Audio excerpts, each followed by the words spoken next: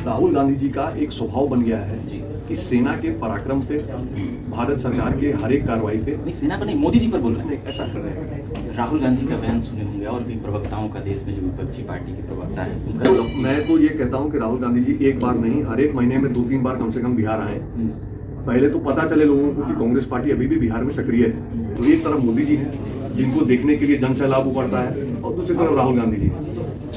देश का बच्चा बच्चा जानता है, क्रॉस बॉर्डर, इंटरनेशनल बॉर्डर पार करके जो आतंकियों का गढ़ है उसका विध्वंस करने के बाद, सेना का शौर्य पूरे दुनिया के सामने रखने के बाद प्रधानमंत्री जी का पहला आगमन पटना की धरती पर होने वाला है। एक बड़ा तिरंगा यात्रा होने वाला है। मैं झकास चैनल के माध्यम से आपके सभी जितने फॉलोअर्स हैं सबसे निवेदन करूंगा, आप सब आए, सपरिवार आए, तिरंगा हाथ में लेके आए और बताएं कि पटना की जनता देशभक्त जनता है, राष्ट्रवादी जनता है। नमस्कार, देख रहे हैं झकास भारत और मेरा नाम हुआ रविकांत और अभी हमारे साथ हैं बीजेपी के राष्ट्रीय मंत्री ऋतुराज जी। प्रधानमंत्री जी बिहार आ रहे हैं और अभी राहुल गांधी भी आए, मगर पहले प्रधानमंत्री जी को ले लेते हैं सवाल। प्रधानमंत्री जी के बिहार आने का क्या है?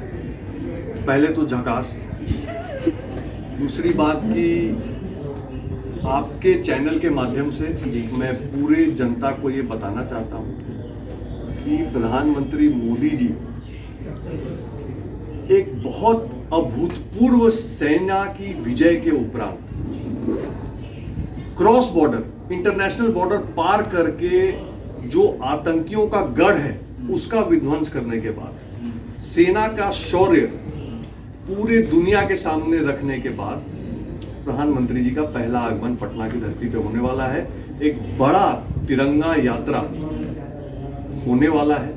मैं झकास चैनल के माध्यम से आपके सभी जितने फॉलोअर्स हैं सबसे निवेदन करूंगा, आप सब आए, सपरिवार आए, तिरंगा हाथ में लेके आए और बताएं कि पटना की जनता देशभक्त जनता है, राष्ट्रवादी जनता है, सेना का शौर्य सेलिब्रेट करने वाली जनता है और मोदी जी का हाथ मजबूत करने वाली जनता है। ये आप सबसे आग्रह रहेगा। राहुल गांधी का बयान सुने होंगे और भी प्रवक्ताओं का, देश में जो विपक्षी पार्टी के प्रवक्ता है उनका साफ कहना है कि मोदी जी ट्रंप के इशारे पे चलते हैं। जिस प्रकार से ट्वीट आया था उसके बाद से जो मोदी जी पर लगा, तो ये सिंदूर ऑपरेशन पर कहीं न कहीं, और मोदी जी के जो इमेज था वह भी कहीं न कहीं धूमिल हुई है। इसको कैसे देखते हैं?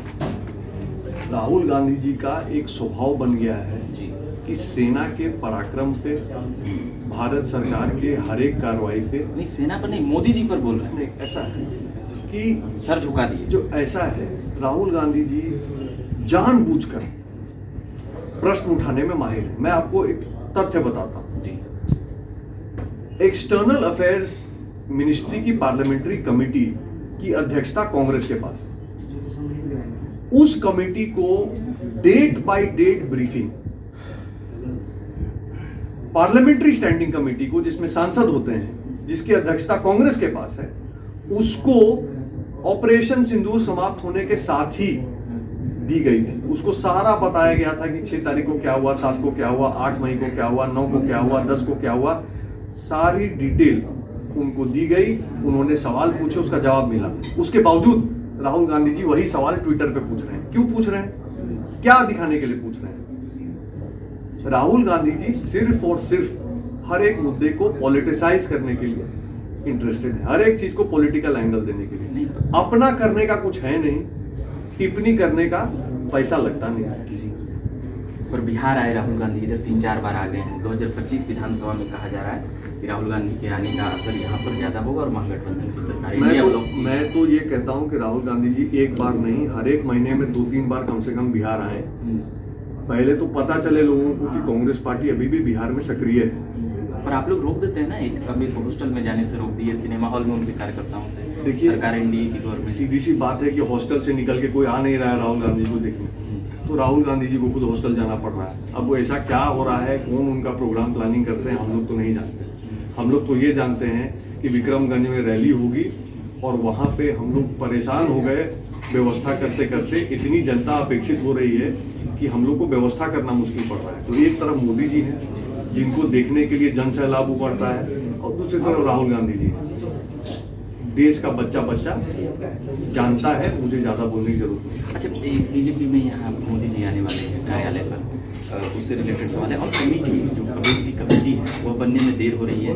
लगभग 6 महीना से ज़्यादा प्रदेश अध्यक्ष बने हुए हो गया है और नई कमेटी नहीं बन पाई है। क्या कुछ आजकल टाला जा रहा है, इसके बारे में कुछ आप राष्ट्रीय मंत्री हैं, इसलिए यह सवाल आपसे भी पूछ रहे हैं।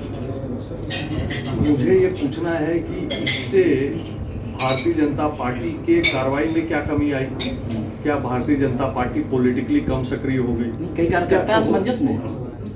भारतीय जनता पार्टी की सक्रियता क्या कम हो गई? हमारी रैली और कार्यक्रम कराने की क्षमता कम हो गई? क्या हमारा चुनाव का तैयारी पीछे पड़ गया? क्या कम हो गया? कुछ कम नहीं। प्रदेश अध्यक्ष पे सवाल उठ जाएगा। तो आपका काम है, आप उठाते रहो। भाजपा को जो निर्णय लेना होगा वो लेके सुना देगी।